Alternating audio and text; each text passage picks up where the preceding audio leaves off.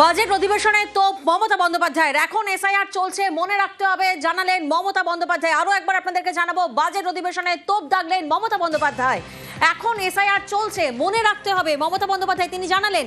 তিনি আর কি কি জানিয়েছেন জানবো। সোমরাজ প্রতিনিধি আমাদের সঙ্গে রয়েছেন।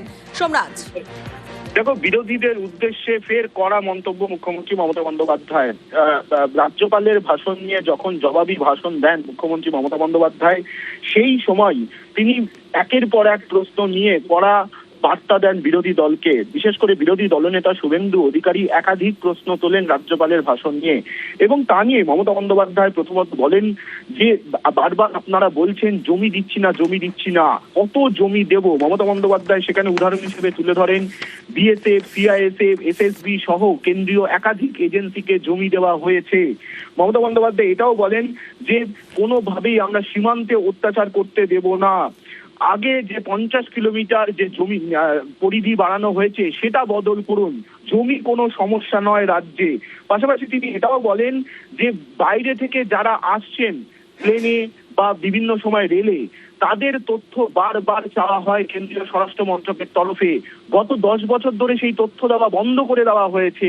সেই তথ্য আবারও চাওয়া হয়েছে রাজ্যের তরফে, কিন্তু সেই তথ্য কোনোভাবেই দেওয়া হচ্ছে না। এসআইআর প্রসঙ্গও তোলেন মুখ্যমন্ত্রী মমতা বন্দ্যোপাধ্যায়, এবং তিনি বলেন যে উত্তর পূর্ব ভারতে এসআইআর নেই, শুধুমাত্র বেছে বেছে এ রাজ্যেই এসআইআর করা হয়েছে এবং এখানে অনুপ্রবেশ দেখানো হচ্ছেন। তখনই মমতা বন্দ্যোপাধ্যায় বিরোধী দলের বেঞ্চকে উদ্দেশ্য করে বলেন যে আগে নিজেদের নিয়ন্ত্রণ করুন। এই ভোটার লিস্টে, অর্থাৎ যে ভোটার লিস্ট রয়েছে সেই ভোটার লিস্টে 2024-এ ভোট হয়েছে, 2024-এর ভোটে আপনারা ক্ষমতায় এসছেন। মমতা বন্দ্যোপাধ্যায় এই মন্তব্য করেন বিরোধী দলের বেঞ্চকে উদ্দেশ্য করে। পাশাপাশি মমতা বন্দ্যোপাধ্যায় বলেন যে বাংলা যা পারে তা অন্য কেউ পারে না। পাশাপাশি ঘাটাল মাস্টার প্ল্যান নিয়েও মমতা বন্দ্যোপাধ্যায় সরব হন বিরোধী দলের বেঞ্চকে উদ্দেশ্য করে।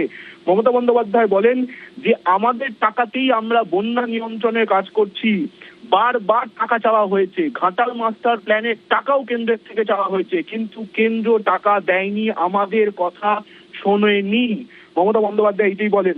পাশাপাশি মমতা বন্দ্যোপাধ্যায় যে বিস্ফোরক অভিযোগ করেন যে ন্যাশনাল লাইব্রেরি সহ একাধিক জায়গা থেকে কেন্দ্র নানান রকম মেশিন লাগিয়ে নজরদারি করছে। মমতা বন্দ্যোপাধ্যায় এটাও বলেন যে ন্যাশনাল লাইব্রেরি সহ অনেক জায়গায় পেগাসাস পর্যন্ত লাগানো হয়েছে। এই বিস্ফোরক অভিযোগও মমতা বন্দ্যোপাধ্যায় করেন রাজ্যপালের ভাষণের ওপর যখন জবাবি ভাষণ মমতা বন্দ্যোপাধ্যায় দিচ্ছিলেন। সেই সময় বিরোধী দলের বেঞ্চকে উদ্দেশ্য করে মমতা বন্দ্যোপাধ্যায় এই অভিযোগ করেন।